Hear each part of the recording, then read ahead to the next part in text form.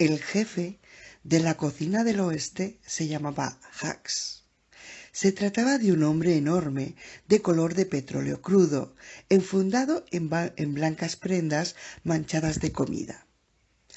Una cuarta parte de sus antepasados eran negros, una cuarta parte amarillos, una cuarta parte de las islas del sur, ya casi olvidadas, el mundo se había movido, y una cuarta parte de solo Dios sabe dónde. Se movía por las 3 humeantes salas de altos techos como un tractor en primera, calzado con inmensas babuchas de califa. Era uno de esos adultos bastante escasos que se comunican bien con los niños y que los quieren a todos con imparcialidad, no de una manera empalagosa, sino de un modo práctico que a veces puede conllevar a un achuchón, al igual que un importante acuerdo comercial puede conllevar a un apretón de manos.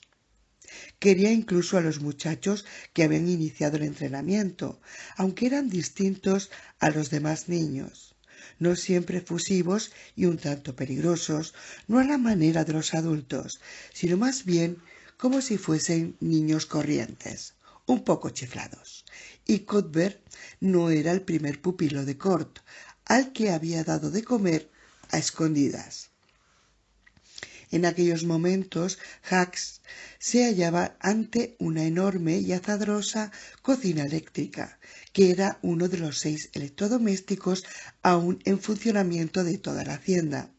Aquellos eran sus dominios, y se quedó a contemplar cómo ambos muchachos engullían los pedazos de carne con salsa que les habían servido. Por detrás, por delante y por todas partes, pinches de cocina, sollastres y un sinfín de subalternos iban de un lado a otro en aquel ambiente húmedo y espumeante, haciendo resonar sartenes, removiendo estofados y afanándose como esclavos con las patatas y las verduras de las regiones inferiores. En la penumbra de una gran despensa auxiliar, una mujer de la limpieza, de cara patosa y miserable y cabellos recogidos con un harapo, salpicaba el suelo de agua con una bayeta. Uno de los marmitones corrió hacia el cocinero, seguido por un hombre de la guardia. «Este hombre quiere verte, Hax». «Muy bien». Hax saludó al guardia con una ligera inclinación de cabeza y éste le saludó a su vez. «Vosotros dos», añadió, volviéndose hacia los muchachos, «decidle a Maggie que os dé un pedazo de tarta y luego os largáis». Asintieron los dos y fueron en busca de Maggie, que les entregó sendos platos con generosas raciones de tarta, cautelosamente, como si fueran perros salvajes que pudieran morderle la mano. «Vamos a comérnoslas a la escalera», propuso Cuthbert. «De acuerdo». Tomaron asiento tras una grandiosa balaustrada de piedra donde no podían ser vistos desde la cocina y devoraron la tarta ayudándose con los 2 dedos. Apenas habían transcurrido unos instantes cuando vieron unas sombras proyectadas sobre la pared curva frente a la amplia escalinata. Rolando asió del brazo a Cuthbert. «Vámonos», le alertó, «viene alguien». Cuthbert alzó la mirada con la cara manchada de confitura y una expresión sorprendida. Pero las sombras se detuvieron, quedando ellos fuera de su alcance. Eran Hax y el hombre de la guardia. Los muchachos permanecieron donde estaban. Si se movían, en aquel momento podían ser que les oyeran. «El hombre bueno», estaba diciendo el guardia. «¿En Farson?» «Dentro de 2 semanas», asintió el guardia, «o puede que 3. Tienes que venir con nosotros. Llegará una remesa de los depósitos de mercancías». Un fragoroso estrépito de cacharros y una andanada de impregnaciones contra el descuidado Pinche que lo había hecho caer sofocaron el resto de la frase, pero los 2 muchachos aún alcanzaron a oír las últimas palabras del guardia. «Carne envenenada». «Será arriesgado. No preguntes qué puede hacer por ti el hombre bueno. comenzó el guardia. Sino qué puedes tú hacer por él, concluyó Hux. Luego, con un suspiro, añadió: Soldado, no preguntes. Ya sabes lo que eso podría significar, observó el guardia con calma. Sí, y también sé cuáles son las responsabilidades que tengo para con él. No hace falta que me des lecciones, lo quiero tanto como tú. Muy bien, la carne vendrá marcada para conservación a corto plazo en tus neveras, pero tendrás que ser rápido, no lo olvides. ¿Hay niños en Farson?, preguntó con tristeza el cocinero. En realidad no era una pregunta. Hay niños en todas partes, respondió el guardia suavemente. Es por los niños que nos preocupamos, por lo que él se preocupa.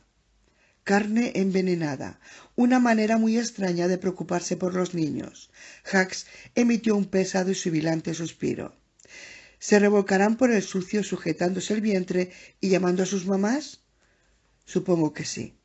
Será como si se quedaran dormidos, respondió el guardia, pero su voz sonó demasiado razonable y llena de confianza.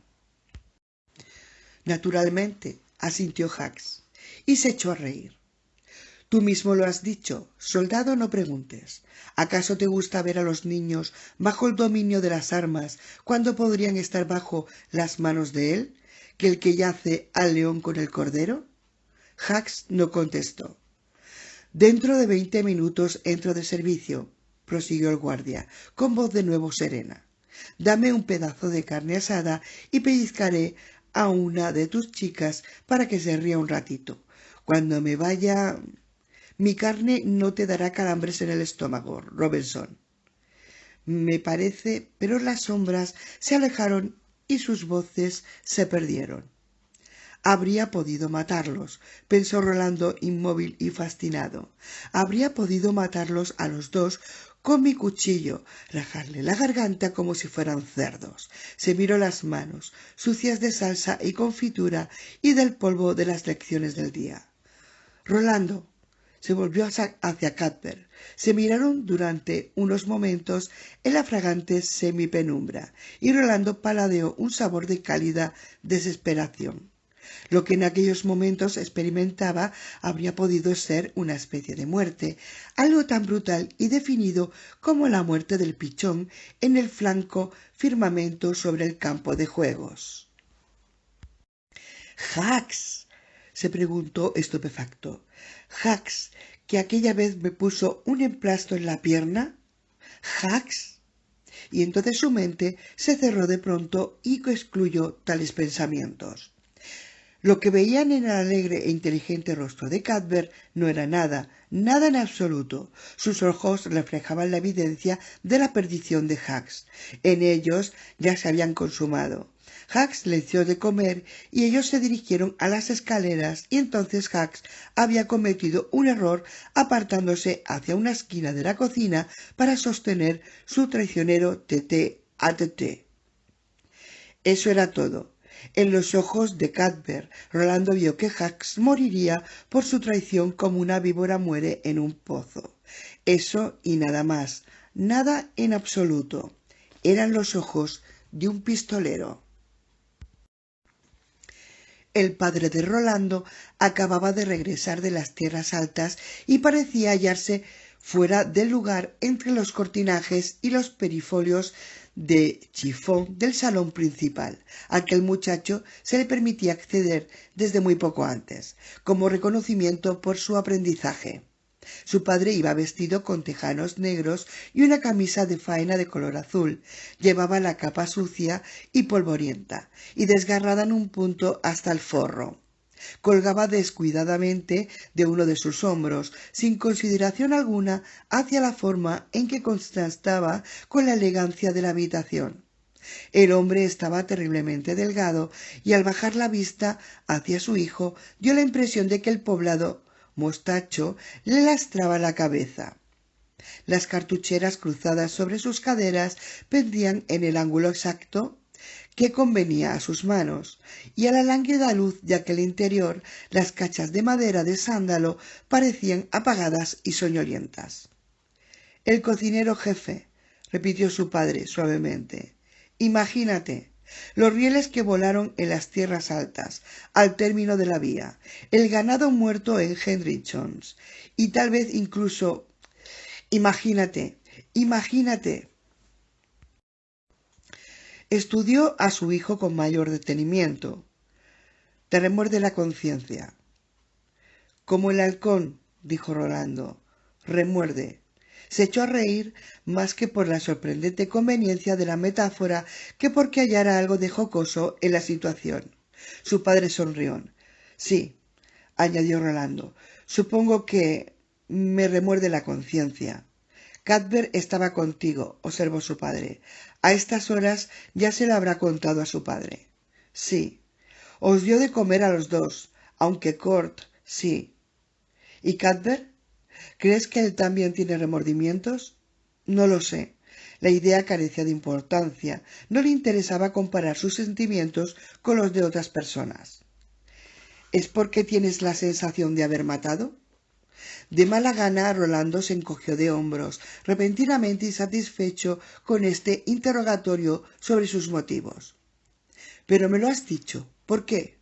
El joven abrió mucho los ojos. ¿Cómo no iba a decirlo?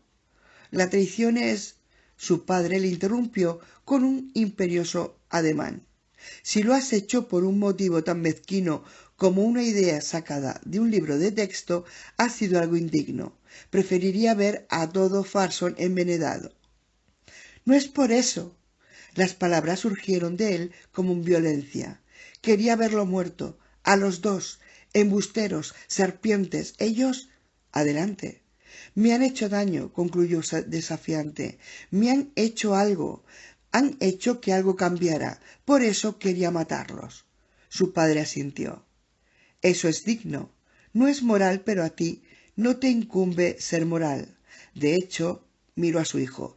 Es posible que la moral siempre esté fuera de tu alcance. No eres vivo como Cuthbert o el chico de Weller. Eso te hará formidable. El muchacho, antes impaciente, se sintió a la vez halagado e inquieto. ¿Y Hacks? Lo colgaremos. El chico asintió. Quiero verlo. Rolando padre echó la cabeza atrás y se rió a carcajadas. No tan formidable como creía, o quizás igual de estúpido. Cerró bruscamente la boca. Una mano se alzó como un relámpago y aferró dolorosamente el brazo del muchacho. Este hizo una mueca, pero no se arredró. Su padre lo escrutó con fijeza y el muchacho sostuvo su mirada, aunque resultó más difícil que ponerle la caperuza al halcón. Muy bien, dijo al fin, y giró bruscamente para irse. Padre. ¿Qué? ¿Sabes de quién estaban hablando? ¿Sabes quién es el hombre bueno? Su padre volvió la cabeza y lo miró con expresión especulativa. Sí, creo que sí. Si lo atrapas, prosiguió Rolando a su manera lenta y meditabunda, no habrá que estirarle el cuello a nadie más. Su padre esbozó una tenue sonrisa. Quizá no, durante algún tiempo, pero al final siempre aparece alguien a quien hay que estirarle el cuello, como tan delicadamente lo has descrito. La gente lo exige. Tarde o temprano, si no hay ningún renegado, la gente se busca uno. Sí, dijo Rolando, comprendiendo de inmediato. Jamás olvidaría esta idea. Pero si lo atraparas, no, dijo llanamente su padre. ¿Por qué? Por unos instantes su padre pareció a punto de explicarle el porqué, pero se detuvo. Me parece que ya hemos hablado bastante. Por ahora, sal de mi presencia. Sintió ganas de pedirle a su padre que no olvidara lo prometido cuando a Hacks le llegara el momento de saltar por la trampilla, pero había aprendido a interpretar sus estados de ánimo. Sospechaba que su padre tenía ganas de joder. Cerró rápidamente esa puerta. No ignoraba que su madre y su padre hacían eso juntos y estaba razonablemente bien informado acerca de qué implicaba ese acto, pero la imagen mental que se condensaba siempre con aquella idea le hacía sentirse incómodo y a la vez curiosamente culpable. Unos años más tarde, Susan le contó la historia de Edipo y él la escuchó con silenciosa concentración, pensando en el extraño triángulo compuesto por su padre, su madre y Marten, conocido en ciertos ambientes como el hombre bueno.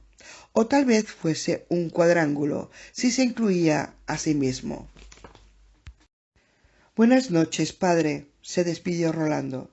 Buenas noches, hijo, respondió su padre, abstraído mientras comenzaba a desabrocharse la camisa. Por lo que a él respectaba, el chico ya se había marchado. De tal palo, tal astilla. La colina de la Horca estaba en la carretera de Farson, cosa que resultaba tremendamente poética. Cuthbert habría podido apreciar este detalle, pero no así Rolando. Sí que apreciaba, en cambio, el espléndido patíbulo ominoso cuya silueta negra y angulosa se erguía hacia el cielo azul brillante y dominaba la ruta de las diligencias.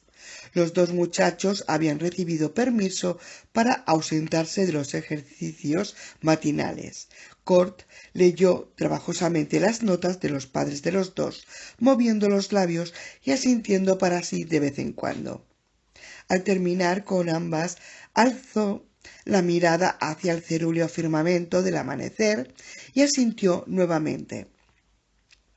«Esperadme aquí», les ordenó, y se dirigió a la torcida choza de piedra que constituía su vivienda. Regresó al poco tiempo con una rebanada de áspero pan sin levadura. La partió en dos y entregó una mitad a cada uno. Cuando haya terminado, cada uno pondrá su trozo debajo de uno de los zapatos de Hucks. Fijaos bien en hacer exactamente lo que os digo, si no queréis que os machaque. No entendieron el motivo hasta llegar ante la horca, montados los dos en el caballo castrado de Cuthbert. Eran los primeros, con más de 2 horas de ventaja sobre cualquier otro y 4 horas ante la ejecución, y la colina de la horca estaba desierta, salvo por los cuervos y los grajos. Por todas partes había pájaros y naturalmente eran todos negros. Descansaban ruidosamente en la recia barra que se proyectaba sobre la trampilla, armazón de la muerte. Formaban una hilera en el borde de la plataforma, se daban empujones para asegurarse de un lugar en las escaleras. «Los dejan ahí», farfulló Cuthbert, «para los pájaros». «Subamos arriba», sugirió Rolando. Cuthbert lo contempló con algo semejante al horror. «¿Tú crees que...?» Rolando le interrumpió con un ademán. «Faltan años. No vendrá nadie». «Muy bien». Caminaron lentamente hacia el patíbulo y las aves se remontaron indignadas, graznando y revoloteando en círculos como una iracunda turba de campesinos desposeídos. A la pura luz del alba sus siluetas eran negras y carecían de relieve. Por primera vez Rolando se dio cuenta de que era enormemente responsable de aquel asunto. Esa madera ni era noble ni formaba parte de la imponente maquinaria de la civilización. No era más que un pino retorcido y salpicado de blancos excrementos de pájaro. Los había por todas partes, en la escalera, la barandilla, la plataforma, y apestaban. El muchacho se volvió hacia Cuthbert con alarma y horror en sus ojos y vio que éste lo miraba con la misma expresión. «No puedo», susurró Cuthbert, «no puedo mirar». Rolando meneó lentamente la cabeza. Se dio cuenta de que iban a aprender algo, no algo resplandeciente, sino viejo, enmohecido y deforme. Por eso sus padres les habían permitido acudir, y, con su acostumbrada obstinación, terca e inarticulada, Rolando se aferró mentalmente a ello, fuera lo que fuese. «Sí que puedes, Bert. Esta noche no dormiré». «Pues no duermas», respondió Rolando, sin comprender qué tenía que ver aquello. Cuthbert cogió de repente la mano de su compañero y lo miró con tal agonía, sin palabras, que hizo renacer las propias dudas de Rolando. Deseó vagamente no haber entrado aquella noche en la cocina del oeste. Su padre había estado en lo cierto. Hubiera preferido que murieran todos los hombres, mujeres y niños de Farson antes que tener que pasar por ello. pero fuera cual fuese la enseñanza, aquello enmohecido y medio enterrado no estaba dispuesto a perdérsela ni a dejarla escapar. No subamos, le rogó Cuthbert, ya lo hemos visto todo. Y Rolando asintió de mala gana, sintiendo que se debilitaban las fuerzas con que luchaba por aquello, fuera lo que fuese. Cort estaba seguro, los habría derribado de un puñetazo y obligado a subir a la plataforma, maldiciendo ellos cada peldaño y sorbiendo la sangre fresca que le manara de la nariz. Seguramente Cort hubiera echado un cáñamo nuevo sobre el madero y hubiera corrido el lazo sobre ambos cuellos uno tras otro. Les habría hecho pararse al borde de la trampilla para notar la sensación y, sin duda, Cort habría esperado y dispuesto a pegarles de nuevo si alguno de los dos lloraba o perdía el control de su vejiga. Y Cort, por supuesto, habría tenido razón. Por primera vez en su vida, Rolando descubrió que odiaba su propia niñez y que deseó la estatura, los callos y el aplomo que concede la edad.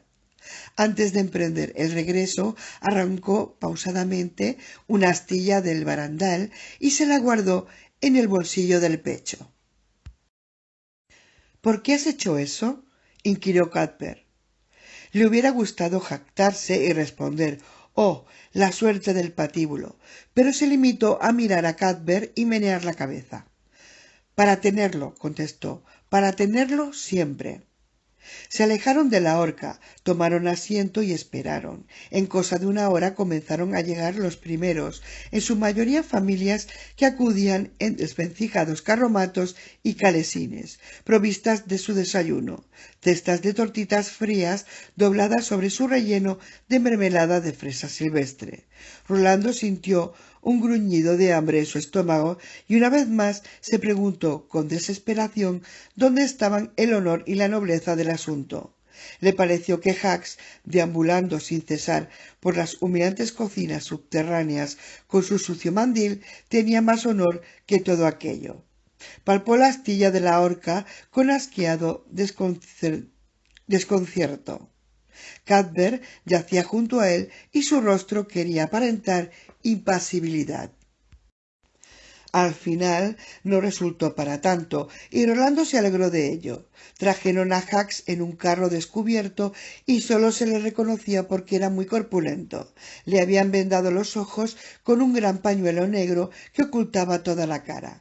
Unos pocos le arrojaron piedras, pero la mayor parte de los presentes se limitó a seguir con su desayuno. Un pistolero al que no conocía se alegró de que no le hubiera tocado en suerte a su padre, condujo cuidadosamente el gordo cocinero hasta lo alto de la escalera. Antes que ellos habían subido dos guardias de servicio, que flanqueaban la trampilla por ambos lados. Cuando Hucks y el pistolero llegaron a la plataforma, éste echó el lazo sobre el larguero y acto seguido lo pasó en torno al cuello del cocinero, ajustando el nudo hasta dejarlo justo debajo del oído izquierdo. Todos los pájaros habían volado, pero Rolando sabía que estaban esperando. —¿Deseas confesarte? —pregunté al pistolero. —No tengo nada que confesar —replicó Hucks. Las palabras se oyeron bien y la voz sonó digna, curiosamente a pesar de la tela que le cubría los labios. El pañuelo ondeaba ligeramente en la suave brisa agradable que empezaba a soplar. No he olvidado el rostro de mi padre. Me ha acompañado durante todo el tiempo. Rolando miró detenidamente a la multitud y incomodó lo que pudo ver en ella. ¿Una sensación de simpatía? ¿Admiración, quizá? Se lo preguntaría a su padre. Cuando los traidores reciben el apelativo de héroes o los héroes el de traidores, se dijo reflexivamente, es que debe de haber caído una época oscura sobre el mundo. Anheló comprenderlo todo mejor. Sus pensamientos volaron hacia Cort y el pan que Cort les había dado. Sintió desprecio en su interior. Se acercaba el día en que Cort tendría que servirle.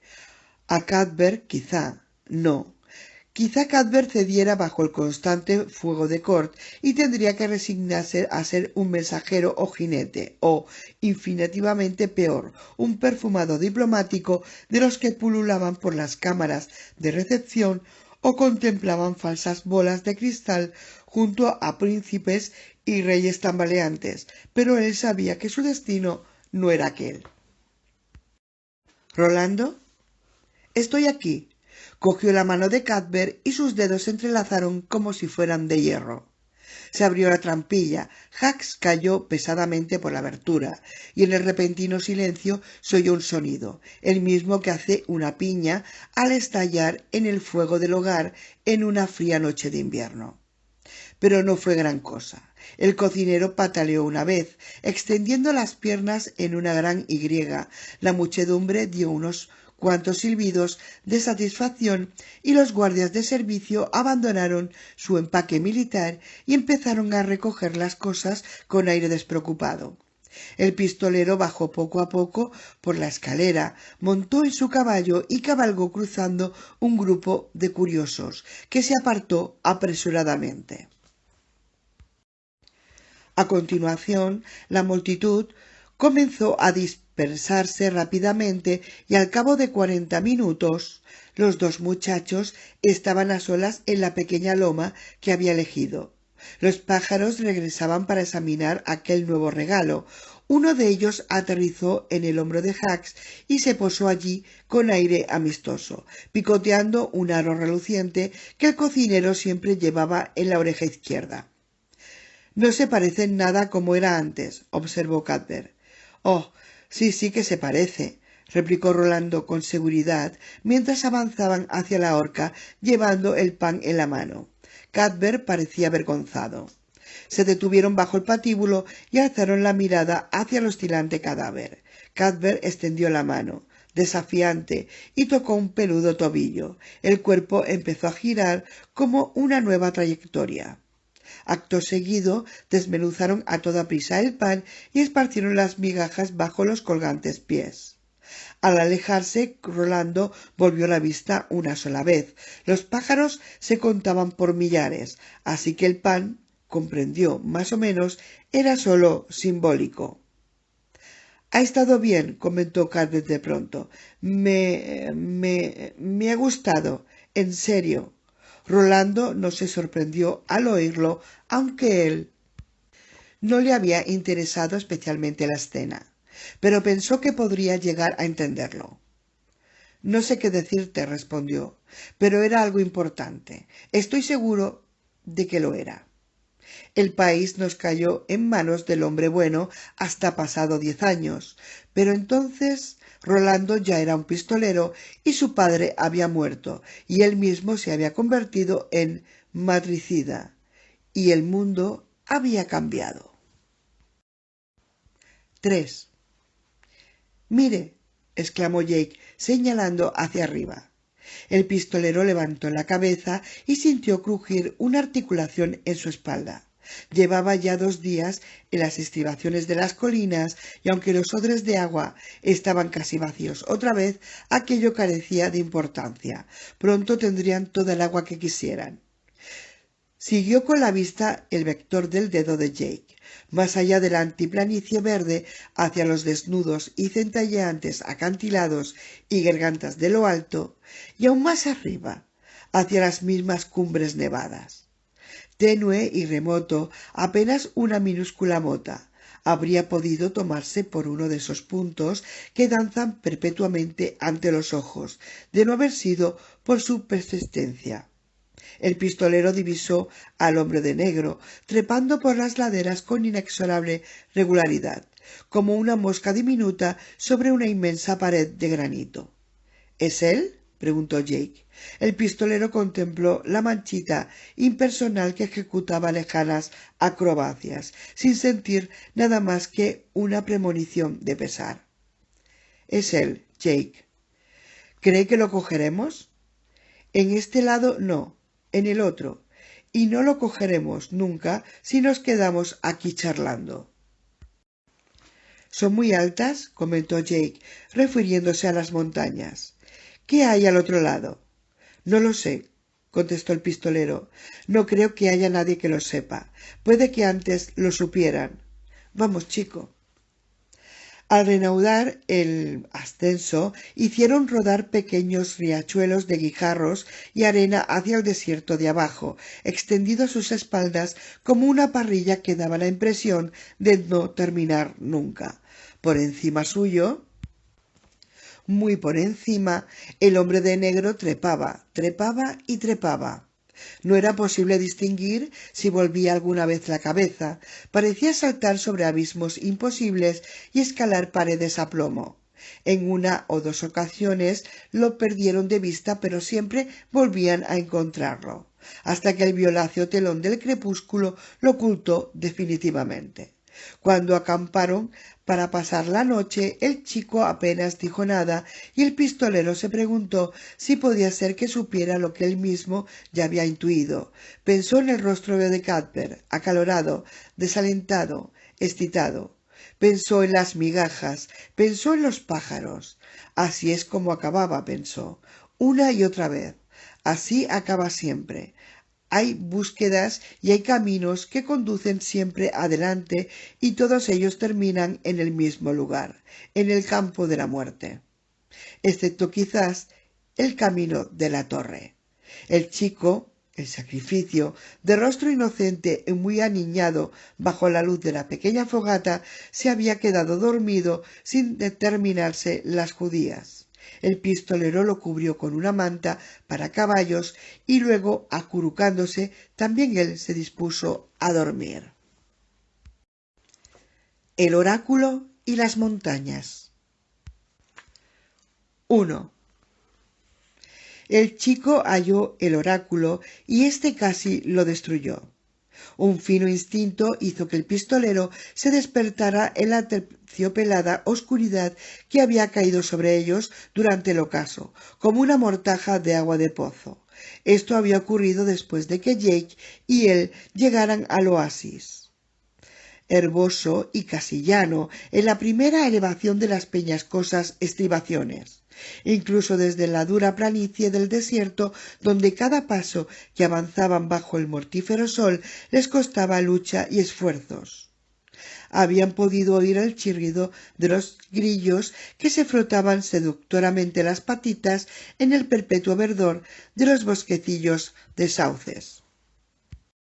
El pistolero se mantuvo interiormente sereno y el chico al menos fingió estarlo, lo que hizo que aquél se sintiera orgulloso.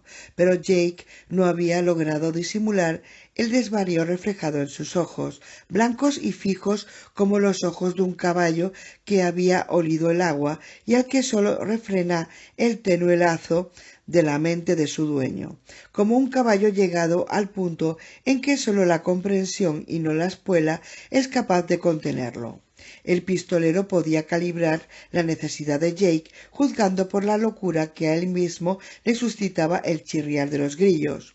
Parecía como si sus brazos buscaran rocas en las que golpearse y sus rodillas rogaran quedar despellejadas con heridas minúsculas, exasperantes y salobres. El sol no cesó de pisotearlos durante todo el camino, incluso cuando el crepúsculo se tornó de un henchido rojo febril, siguió brillando perversamente a través del Tajo entre las lejanas crestas a la izquierda, deslumbrándolos y convirtiendo todas sus lágrimas de sudor en otros tantos prismas de dolor. Luego hubo hierba. Primero fueron ralos matojos amarillentos que se aferraban al suelo yermo, a donde llegaba un resto de humedad con la horrenda vitalidad.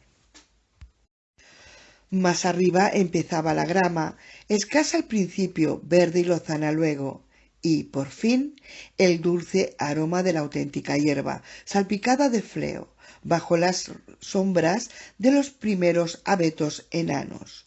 Allí entre ellas fue donde el pistolero vio un arco de movimientos pardos. Desenfundó, disparó y tumbó al conejo antes de que Jake hubiera iniciado una exclamación de sorpresa. Al cabo de un instante, el revólver volvía a estar en su sitio. Aquí, decidió el pistolero. Más arriba, la hierba se espesaba en una selva de sauces verdes que, tras la calcinada esterilidad del interminable desierto, resultaba chocante. Allí habría algún manantial, quizá varios, y la temperatura sería aún más agradable, pero era mejor detenerse en campo abierto. El chico había llegado al límite de sus fuerzas y tal vez hubiera murciélagos chupadores en lo más denso del bosquecillo. Los murciélagos podían perturbar el sueño del chico, por profundo que fuera, y si se trataba de vampiros, quizá ninguno de los dos despertara, no en este mundo, por lo menos. Voy a buscar leña, anunció el chico. El pistolero sonrió. No, no vayas. Permanece sentado, Jake. ¿De quién era aquella frase? ¿De alguna mujer? El chico se sentó. Al regreso del pistolero, Jake dormía sobre la hierba. Una mantis religiosa enorme realizaba sus abluciones en el enhiesto mechón de la coronilla de Jake. El pistolero preparó el fuego y se fue a buscar agua. La selva de sauces era más profunda de lo que había supuesto y bajo la menguante claridad del anochecer resultaba perturbadora. Sin embargo, pudo encontrar un manantial profusamente guardado por ranas y batracios. Llenó uno de los odres e hizo una pausa. Los sonidos que llenaban la noche despertaban en él una sensualidad inquieta, una sensación que ni siquiera Ali, la mujer con la que se acostara en tul, había sido capaz de sacar a la superficie. La sensualidad y la sexualidad, a fin de cuentas, tan solo guardan el más remoto parentesco. El pistolero atribuyó su estado de ánimo al cambio brusco y cegador con respecto al desierto. La dulzura de la oscuridad se le antojaba casi decadente. Volvió al campamento y despellejó el conejo mientras el agua hervía sobre la fogata. Combinado con las últimas verduras enlatadas, el conejo se convirtió en un excelente estofado. Despertó a Jake y contempló cómo comía, cansina pero vorazmente. Mañana nos quedaremos aquí, anunció el pistolero. Pero, ¿y el sacerdote que está persiguiendo? No es ningún sacerdote, y no te preocupes. Ya lo tenemos. ¿Cómo lo sabe? El pistolero solo pudo menear la cabeza. Aquella intuición poseía para él una fuerza innegable, pero no era nada bueno.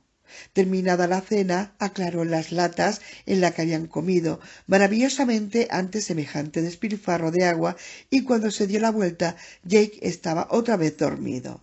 El pistolero observó cómo su pecho subía y bajaba.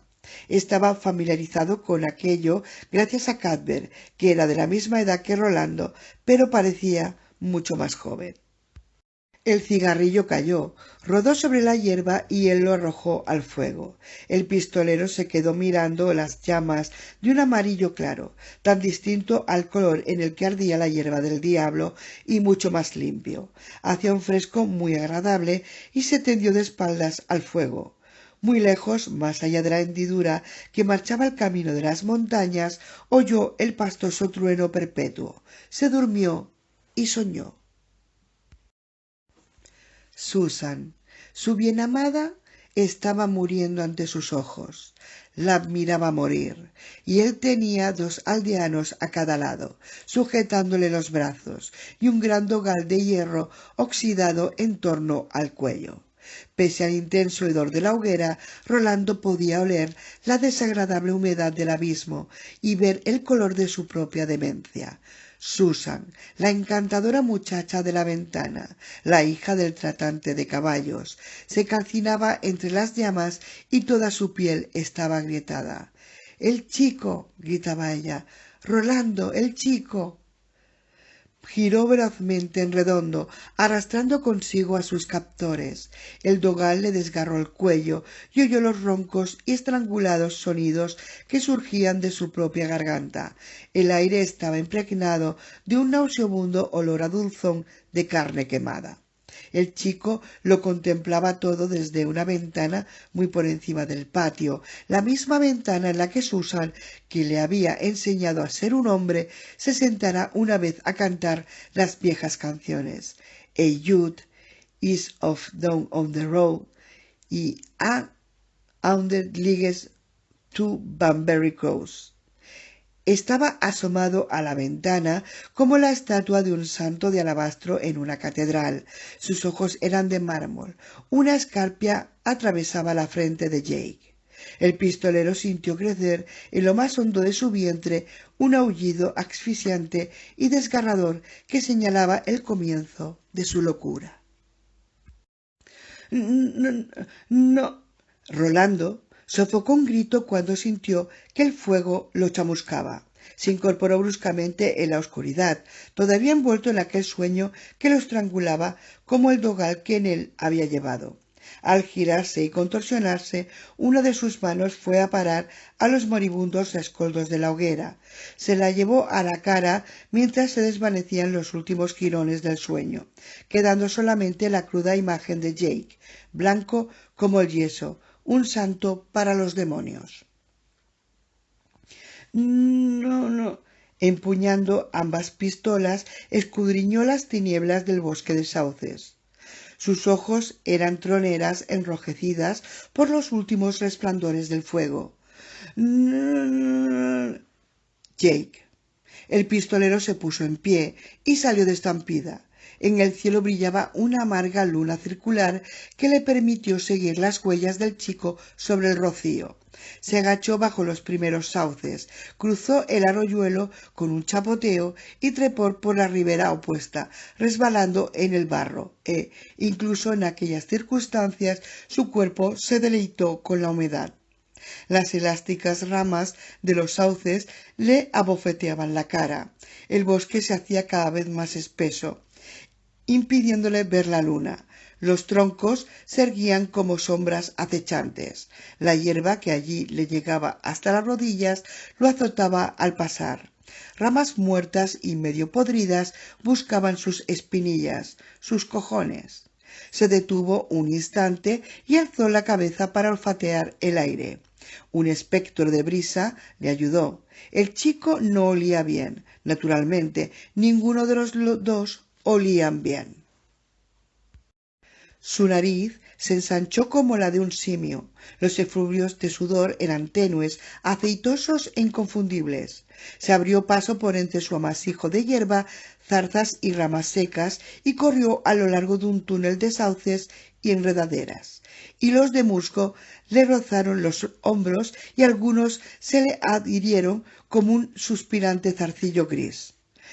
Salvó a zarpazos una última barricada de sauces y salió a un calvero desde donde se veían las estrellas y el pico más elevado de la cordillera, que refulgía con blancura de calavera a una altura imposible. Allí se alzaba un círculo de altas piedras negras que a la luz de la luna semejaba una trampa para animales surrealista. En el centro había una gran losa, un altar muy antiguo, surgiendo de la tierra sobre un poderoso brazo de basalto. El chico estaba de pie ante él y se balanceaba atrás y adelante, temblando. Sus manos, que pendían yertas junto al cuerpo, se estremecían como embutidas de electricidad estática. El pistolero gritó su nombre y Jake respondió con un inarticulado gruñido de negación. El rostro del chico, una tenue mancha casi oculta por el hombro izquierdo, parecía a la vez despavorido y exaltado. Y aún hubo más. El pistolero pasó al interior del círculo y Jake chilló, reculando y levantando las manos. Su cara se hizo claramente visible. El pistolero distinguió en ella miedo y terror, enfrentados con una mueca de placer casi doloroso. El pistolero sintió que entraba en contacto con el espíritu del oráculo, el súcubo. Sus ijadas se llenaron de pronto con una luz rosada, una luz que era suave pero también dura. Sintió que la cabeza le daba vueltas y que la lengua se volvía pastosa e insoportablemente sensible, incluso a la saliva que le recubría. Ni siquiera pensó antes de extraer la mandíbula medio podrida del bolsillo. La guardaba allí desde que la halló en el cubil del demonio parlante, en el sótano de la estación de paso. No pensó, pero el pistolero no le asustaba actuar por puro instinto. Levantó ante él la helada sonrisa prehistórica de aquella quijada y alzó rígidamente el otro brazo, extendiendo el índice y el meñique en el viejo signo bifurcado para protegerse del mal de ojo. La corriente de sensualidad le fue arrebatada como si de nada. Jake chilló de nuevo. Jake chilló. El pistolero se acercó a él y sostuvo la quijada frente a la bélica mirada de Jake, un húmedo sonido de agonía. El chico trató de apartar la vista, pero no pudo, y de pronto ambos ojos rodaron hacia atrás hasta ponerse en blanco. Jake se desplomó, su cuerpo cayó por tierra, desmadejado como una mano casi tocando el altar. El pistolero hincó una rodilla y lo alzó en vilo. Sorprendentemente pesaba poco. La larga caminata por el desierto lo había dejado tan deshidratado como una hoja de noviembre. Rolando percibía a su alrededor cómo la entidad que moraba en el círculo de piedras rechinaba con una ira celosa. Le habían arrancado su presa. Cuando el pistolero salió del círculo, la sensación de celos frustrados se disipó. Llevó a Jake a cuestas hasta el campamento. Al llegar, la inquieta inconsciencia del chico se había transformado ya en un profundo sueño. El pistolero se detuvo unos instantes ante los grises restos del fuego.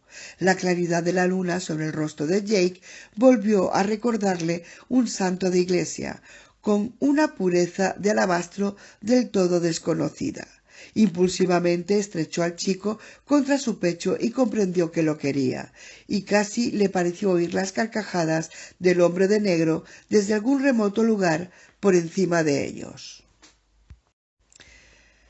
Jake lo llamaba. Así fue como despertó. Lo había dejado atado firmemente a uno de los robustos matorrales que crecían en las cercanías, y el chico estaba hambriento y enojado. A juzgar por la altura del sol, debían de ser casi las 9:30. —¿Por qué me ha atado? —preguntó Jake, indignado, mientras el pistolero deshacía los nudos de la manta. —No pensaba marcharme. —Te marchaste —contestó el pistolero, y la expresión que se formó en el rostro de Jake le hizo sonreír. —Tuve que salir a buscarte. Caminabas sonámbulo. —¿En serio? Jake lo miró con suspicacia.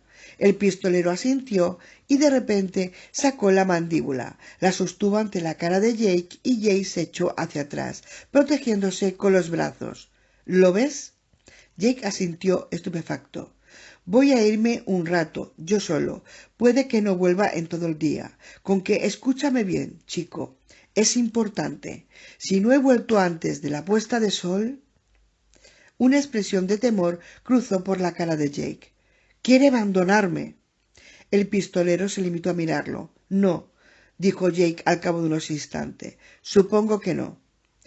Quiero que te quedes aquí hasta que yo esté de vuelta. Si te sientes extraño, si notas algo desacostumbrado, coge este hueso y sosténlo en tus manos. El rostro de Jake reflejó odio y desagrado, además de confusión. —No podré hacerlo. Es que no podré. Puedes, y quizás debas hacerlo. Sobre todo a partir del mediodía. Es muy importante. ¿Comprendes? —¿Por qué tiene que irse? —estalló Jake. —Porque es así.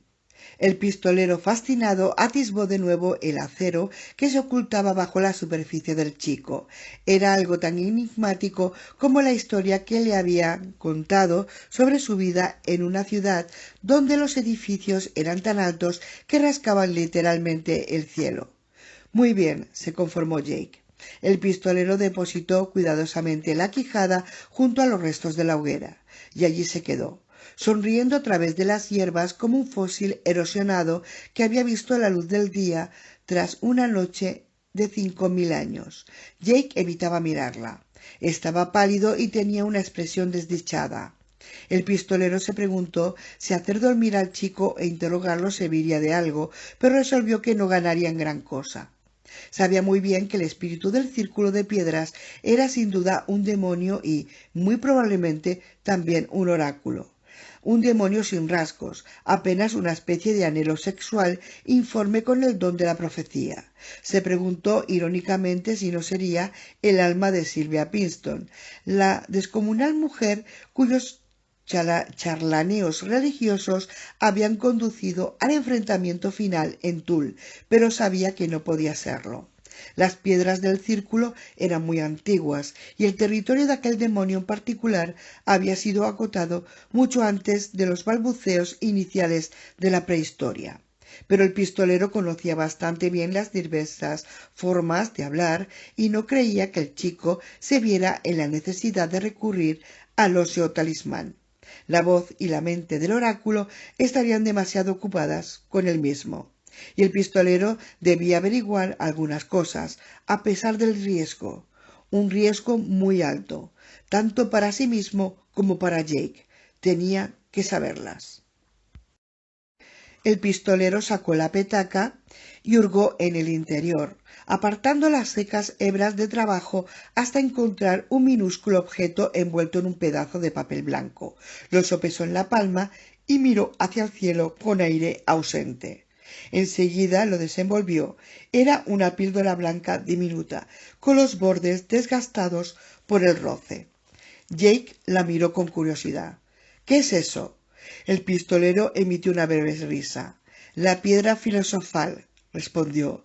Kord solía contarnos que los dioses antiguos mearon sobre el desierto y crearon así la mescalina.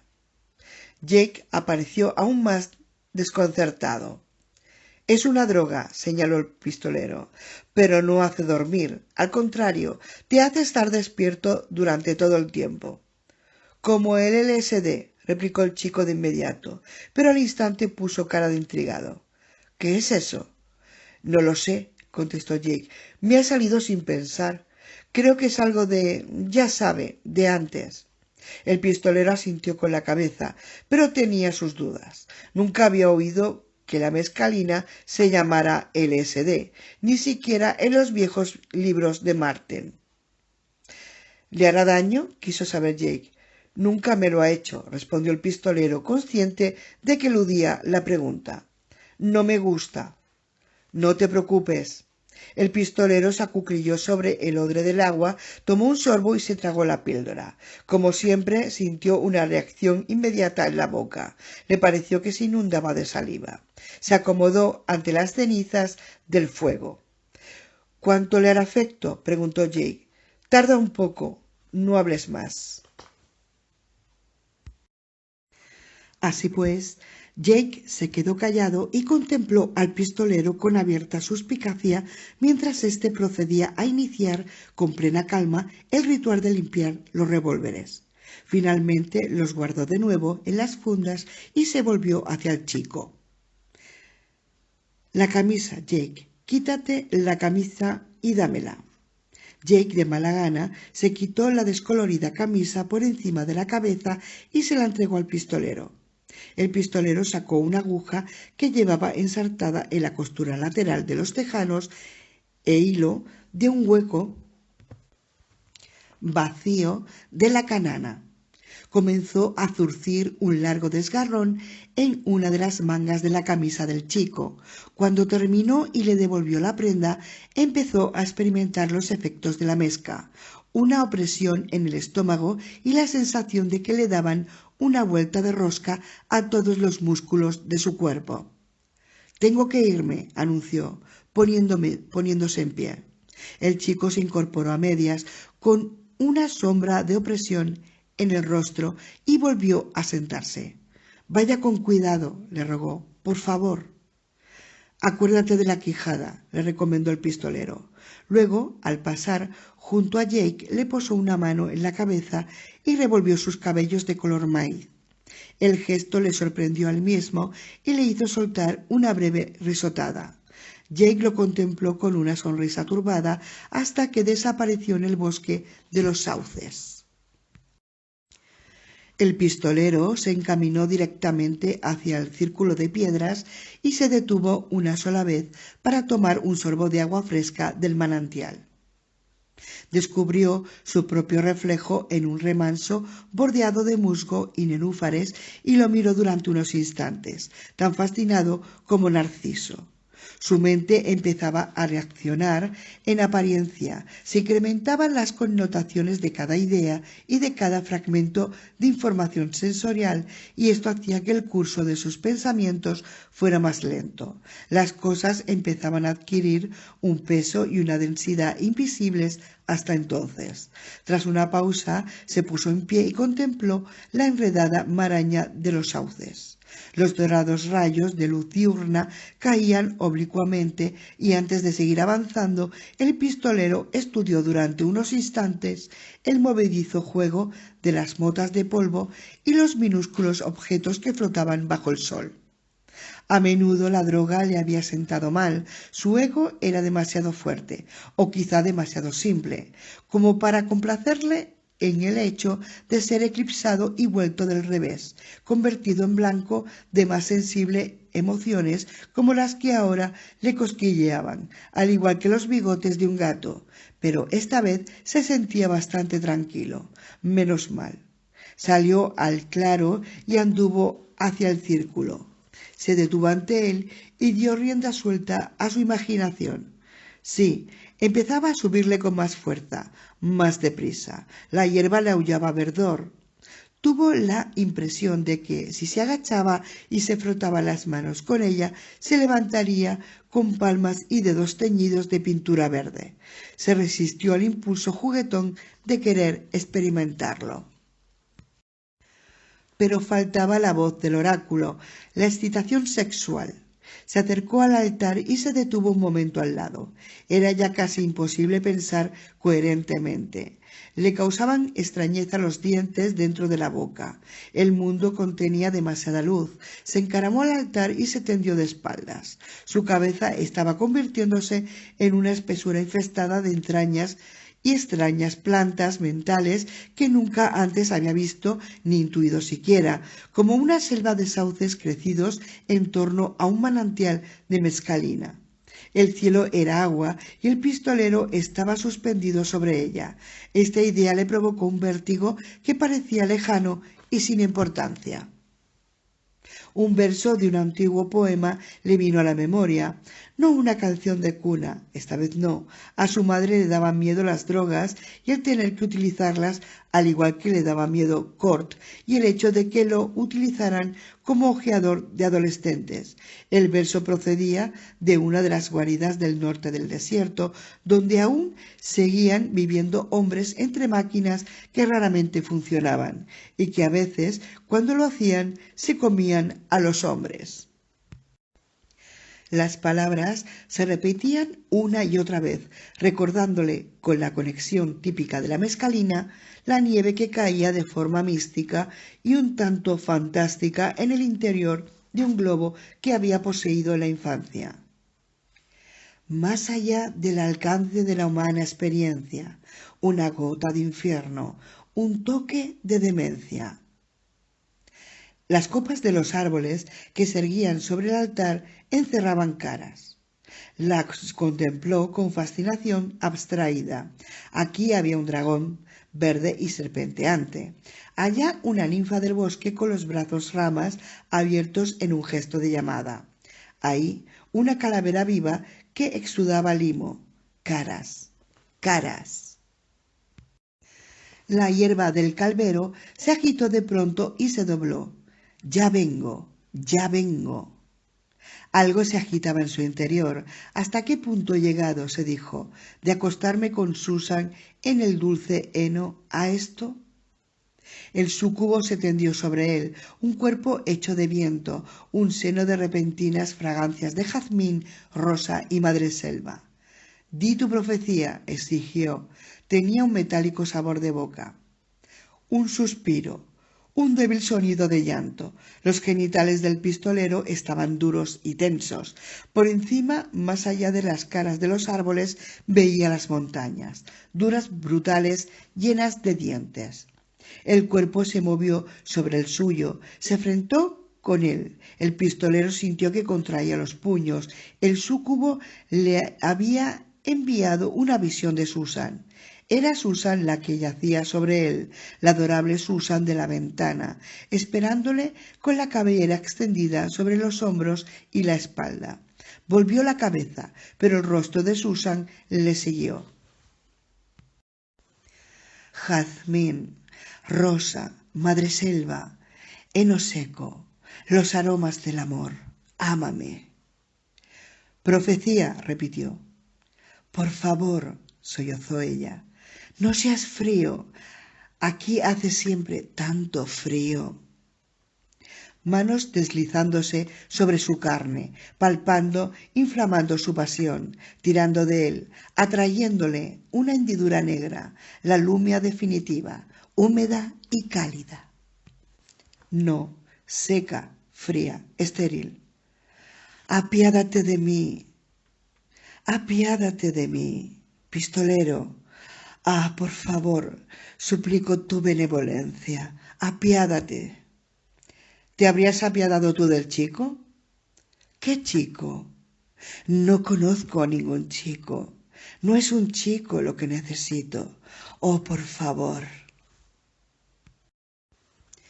Jazmín, rosa, madreselva, heno seco, con su leve perfume a trébol de verano, ungüento vertido de antiguas urnas, una fiesta para la carne. Luego, dijo él, ahora, por favor, ahora. Desenrolló su mente hacia ella, la antítesis de la emoción. El cuerpo que se apoyaba sobre el suyo quedó paralizado y fue como si aullara. Hubo un breve y feroz tironeo entre sus sienes. La cuerda, gris y fibrosa, era su propia mente. Durante un momento prolongado no se oyó más que el sonido, que el apagado siseo de su respiración y la ligera brisa que hacía girar, guiñar y contraerse las verdosas caras de los árboles. No cantaba ningún pájaro. Ella aflojó su presa. De nuevo hubo un ruido de sollozos. Tendría que ser rápido, o ella se iría. Quedarse en aquellas condiciones representaría una atenuación, tal vez incluso lo que ella entendía por muerte. Ya empezaba a notar cómo se estiraba, dispuesta a alejarse del círculo de piedras. Un viento rizó la hierba en torturados escarceos. Profecía, ordenó ominiosa palabra. Un suspiro soñozante y cansado. El pistolero casi le habría concedido la piedad que suplicaba, pero estaba Jake. De haber tardado un poco más, la noche anterior habría encontrado a Jake muerto o enloquecido. Quédate dormido. No, semidormido entonces. El pistolero alzó la vista hacia las caras de los árboles. Allá en lo alto se representaba una obra de teatro para distraerle. Surgieron y cayeron mundos ante sus ojos. Se construyeron imperios sobre resplandecientes arenas donde maquinaria eternas se afanaban en abstractos frenesís electrónicos. Los imperios decayeron y se hundieron. Ruedas que habían girado como un líquido silencioso disminuyeron su velocidad, comenzaron a rechinar y se pararon. La arena obstruyó las alcantarillas de acero de unas calles concéntricas bajo oscuros firmamentos cuajados de estrellas, como lechos de frías gemas, y a través de todo ello soplaba un moribundo viento de cambio, impregnado del olor a cinámomo de últimos días de octubre. El pistolero miró mientras el mundo cambiaba y se quedó dormido.